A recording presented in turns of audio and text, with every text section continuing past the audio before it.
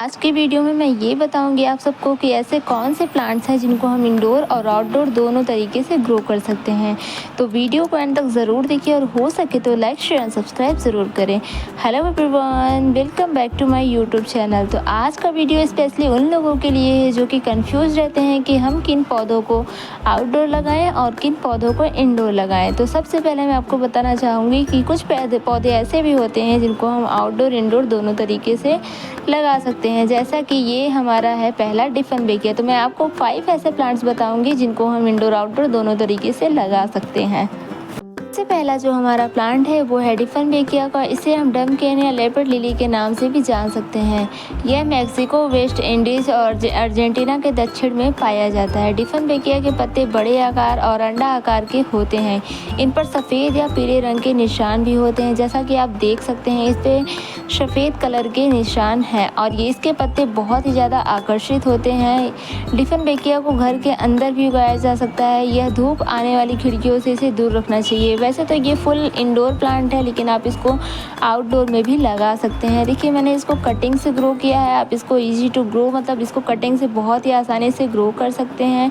डिफेनबेकिया को उज्ज्वल मतलब direct sunlight से दूर रखना चाहिए। डिफेनबेकिया को उपजाऊ मिट्टी में अच्छे से सूखा हुआ पॉटिंग सॉइल मिक्सचर में लगाना चाहिए। अगर जब इसमें हमें पानी तभी देना चाहिए जब इसका 50 से 75% पानी जो है वो सूख जाए। डिफेनबेकिया के पत्तों का डंठल या जड़ को खाना या उसके संपर्क में आना जहरीला हो सकता है। इससे हमें बच्चों को दूर रखना चाहिए। इसमें जब हम तोड़ते हैं इसको तो इसमें वाइट कलर के कोई सब्सटेंस निकलते हैं, जिससे हमें बच्चों को बचाना चाहिए।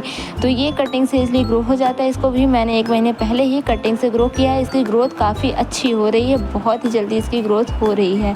तो अगर आपको जानना है कि मैंने इसको कटिंग से कैसे ग्रो किया, तो जब भी मैं इसकी दूसरी कटिंग कहीं से लाऊंगी तो मैं आपको उसको ग्रो करके ज़रूर दिखाऊंगी। फिर अब आगे बढ़ते हैं हम। दूसरे नंबर पे आता है ये हमारा प्यारा सा स्नेक प्लांट है। ये कटिंग से बहुत ही इजीली ग्रो हो जाता है। तो चलिए कुछ टिप्स आपको बताते हैं स्नेक प्लांट के बारे में कि ये क्या है, इसके बारे में आपको फुल डिटेल बताते हैं। तो स्नेक प्लांट वो सनसेविया टिफ्रासियाटा के नाम से भी जाना जाता है। ये एक आम घरेलू पौधा है जिसको हम अपने इंडोर प्लांट में ईजिली लगा सकते हैं।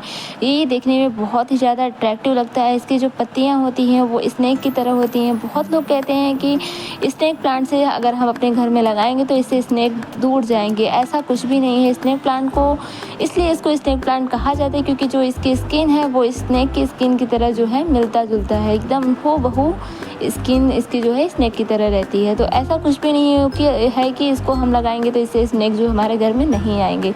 इसकी पत्तियाँ नुकीली और तलवार के आकार की होती हैं। इसकी पत्तियाँ कभी कभार हमें नुकसान भी पहुंचा जाती हैं कि अचानक से हम इस पर ध्यान नहीं देंगे और आँखों में मतलब इसकी पत्तियां छुप जाती हैं, तो बहुत ही ज़्यादा वो खतरनाक साबित हो सकती हैं। स्नेक प्लांट की पत्तियां ऊपर की तरफ बढ़ती हैं। यह पौधा देखने में आर्टिफिशियल प्लांट की तरह लगता है। स्नेक प्लांट को मदर इन लॉ टंग भी कहा जाता है। स्नेक प्लांट की पत्तियाँ थोड़ी जहरीली भी होती हैं, इसलिए इसे बच्चों से बहुत दूर रखना चाहिए क्योंकि इससे बच्चे जो हैं हमारे आजकल के बच्चे तो वैसे ही बहुत ज़्यादा बदमाश होते हैं, तो इनसे हमें बच्चों को दूर ही रखना चाहिए। इसकी बहुत सारी वैरायटी आती है। स्नेक प्लांट की पत्तियाँ थोड़ी जहरीली होती हैं। स्नेक प्लांट के कई फ़ायदे होते हैं, जैसे कि यह हवा में मौजूद जहरीले पदार्थों को फिल्टर करता है। यह रात में कार्बन डाइऑक्साइड को ऑक्सीजन में बदल देता है। यह धूल और रूसी जैसी एलर्जी को प्रभाव को कम करने में मदद करता है। यह सूखे और कम रोशनी को सहन कर सकता है। मतलब इसको ये पूरा फुली इंडोर प्लांट होता है। इसको हम आउटडोर भी लगा सकते हैं। यह सूखे और कम रोशनी को सहन करता है। यह देखभाल करने में आसान है। स्नेक प्लांट को ज़्यादा हमें देखभाल नहीं करना होता है। ये बहुत ही ज़्यादा हार्ड प्लांट होता है। इसको अगर हम महीनों तक पानी नहीं देंगे तब भी ये जीवित रहेगा। इसकी बहुत सारी वैरायटी आती हैं। इसकी दूसरी वैरायटी आती है छोटा वाला स्नेक प्लांट, जिसको मैंने यहाँ पर लगाया हुआ है। ये मेरा अलग वैरायटी का स्नेक प्लांट है। ये बहुत ही ज़्यादा हार्ड होता है, मतलब इसे अगर हम महीनों तक पानी नहीं देंगे फिर भी ये ज़िंदा रहेगा, कोई भी प्रॉब्लम नहीं होगा। इसकी कटिंग को हम इजली ग्रो कर सकते हैं। अगर इस पौधे में से जैसे इसे छोटे से पप्स निकले हैं तो हम इसको लगा सकते हैं। अगर वो भी नहीं निकले हैं तो हम इसकी पत्तियों को कट करके नीचे ट्रायंगल शेप में कट करके इसकी पत्तियों को पानी में या फिर डायरेक्ट मिट्टी में प्रोपोगेट कर सकते हैं। कुछ ही महीनों और कुछ ही दिनों बाद ही इसमें जड़ें आना शुरू हो जाएंगी और नए जो हैं इसमें से पत्तियाँ आना शुरू हो जाएंगी। तो चलिए जो हमारा नेक्स्ट पौधा है वो है डेविल्स बैकबोन का। तो सबसे पहले मैं इस पौधे को जो है निकाल लेती हूँ। इसको मैंने 1 साल पहले कटिंग से ग्रो किया है और ये भी प्लांट बहुत ईज़िली कटिंग से ग्रो हो जाता है। आप देख सकते हैं कि कितना ब्यूटीफुल लग रहा है, इसकी पत्तियाँ कितनी ज़्यादा अट्रैक्टिव लगती हैं, बहुत ही ज़्यादा प्यारा प्लांट होता है ये। डेविस बैकबोन प्लांट को आमतौर पर घर के अंदर भी उगाया जा सकता है। यह एक कम देखभाल वाला पौधा है। इसे पेडिलैंथस टिथिमोलेइड्स के नाम से भी जाना जाता है। डेविस बैकबोन प्लांट को घर के अंदर उगाने के लिए हमें बहुत सारी बातों का ध्यान रखना चाहिए, जैसे कि इसे उज्ज्वल अप्रत्यक्ष सूरज की रोशनी पसंद है, मतलब इसे इनडायरेक्ट सनलाइट बहुत ज़्यादा पसंद है।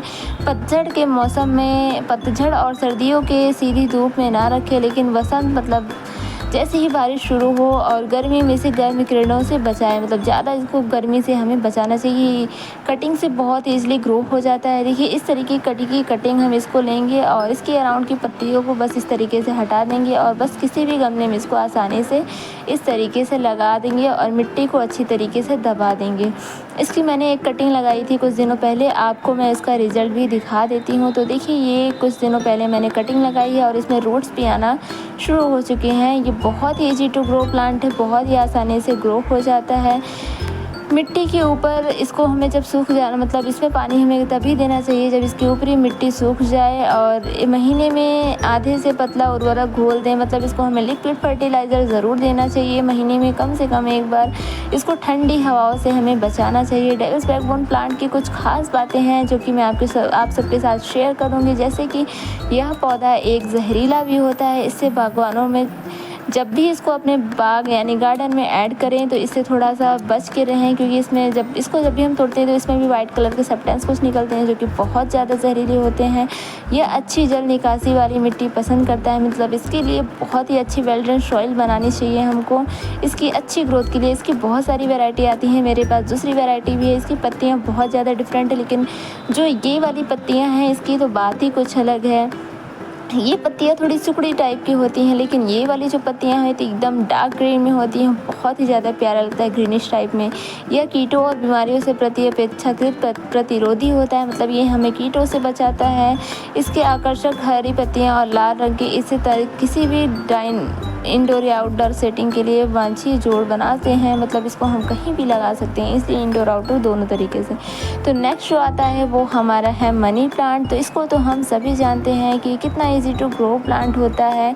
कटिंग से ये बहुत ही आसानी से ग्रो हो जाता है। मैंने कटिंग से इतने ढेर सारे प्लांट्स को जो है तैयार कर लिया है, और मेरे पास 2 वैरायटी के मनी प्लांट है, ये पोप्टी ग्रीन और वो डार्क ग्रीन। इसकी पत्तियाँ जो है वो एकदम हल्के हरे रंग का होता है ये, लेकिन जो होता है ये बहुत ही डार्क रंग होता है, बहुत ही ज़्यादा अट्रैक्टिव होता है। लोग कहते हैं कि मनी प्लांट लगाने से हमारे घर में सुख समृद्धि बनी रहती है और हमारे घर में धन की कमी नहीं होती है। इसे बहुत लोग कहते हैं कि इसे हमें चुरा कर लगाना चाहिए, क्योंकि जब हम चुरा कर लगाते हैं तो ये बहुत ही आसानी से ग्रो होता है। इसको हम नर्सरी से भी परचेज़ कर सकते हैं और कटिंग से भी ग्रो कर सकते हैं, लेकिन मैंने नर्सरी से एक बार भी इसको परचेज़ नहीं किया है, मैंने कटिंग से ही इसको ग्रो किया है।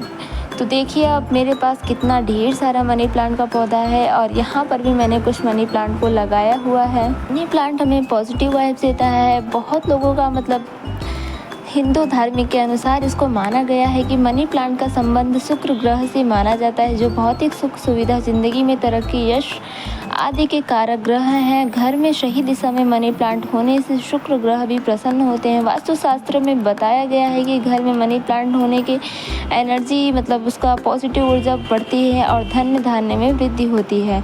तो ऐसा अगर नहीं भी होगा फिर भी मनी प्लांट जो है वो एक शो प्लांट है, बहुत ही ज़्यादा प्यारा लगता है। इसको हम लगा के अपने बैल्कनी को बहुत ही ज़्यादा सुंदर बना सकते हैं।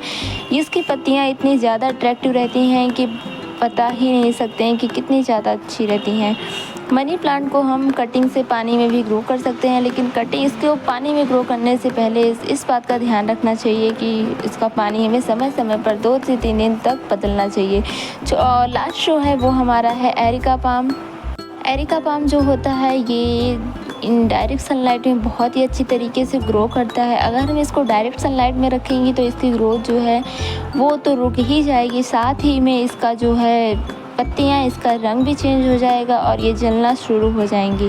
मैंने एक बार ट्राई किया था इसको धूप में रखने की, और मैंने उसको धूप में रख भी दिया था, पूरी गर्मी वो धूप में था और मेरा प्लांट जो है पूरी तरीके से ख़राब हो चुका था।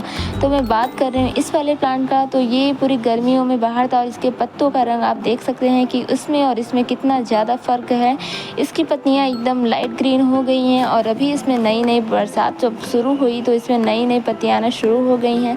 ये हमारा तीसरा एरिका पाम है, ये भी धूप में रहने की वजह से कितना ज़्यादा सूख गया है, मतलब इसकी पत्तियाँ जो हैं काली पीली पड़ना शुरू हो गई हैं। तो आप भी इन बातों का ज़रूर ध्यान रखें कि अपने एरिका पाम को धूप में कभी ना रखें, इसको इनडायरेक्ट सनलाइट में रखें या फिर इंडोर रखें, रूम में रखें, कहीं भी आप रखें, बट इसको धूप में कभी नहीं रखना चाहिए हमें। तो इससे हमें ये सीखने को मिला कि हम गार्डनिंग जब शुरू करते हैं तो हम बहुत सारी गलतियां करते हैं और गलतियों से ही हम सीखते हैं कि हमें क्या करना चाहिए, क्या नहीं करना चाहिए, क्या हमारे प्लांट के लिए अच्छी है, क्या हमारे प्लांट्स के लिए बुरे हैं। तो ये सारे प्लांट जो 5 प्लांट्स मैंने बताए आप सबको, ये इजी टू ग्रो प्लांट, इसको कटिंग से भी हम ग्रो कर सकते थे हैं इसलिए, सिवाय एरिका पाम को, इसको हम कटिंग से ग्रो नहीं कर सकते हैं, इसको हमें नर्सरी से लाना ही पड़ेगा। तो अगर आप सबको वीडियो पसंद आया हो तो लाइक